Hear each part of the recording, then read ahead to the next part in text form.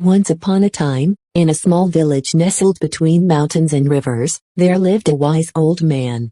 He was known far and wide for his sagacity, and people from neighboring villages would travel long distances seeking his counsel. One day, a young man from a neighboring village heard tales of the wise old man's wisdom. Feeling skeptical, he decided to put the old man's reputation to the test. He hatched a plan to prove that the old man wasn't as wise as everyone claimed. The young man captured a small bird and hid it in his hand.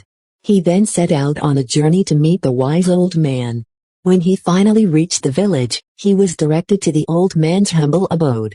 Upon entering the old man's garden, the young man found the wise elder engrossed in his gardening work. The young man approached him with the bird hidden in his hand and greeted him respectfully. "Old man," the young man said with a smirk, "I have a question for you. I hold a bird in my hand. Is it alive or dead?" The wise old man looked at the young man with kind eyes and replied, "Young one, the answer lies within your hands." The young man grinned, thinking he had caught the old man in a trap. He thought, if he says the bird is alive, I'll crush it, and he'll be wrong.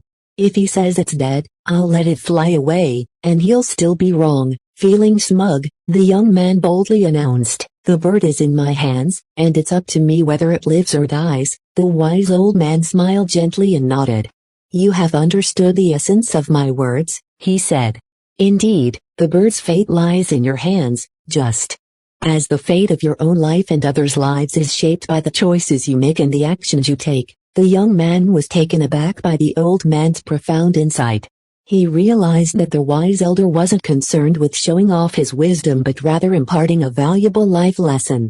The young man felt a sense of humility and respect for the old man's wisdom. With newfound admiration for the wise old man, the young man thanked him sincerely.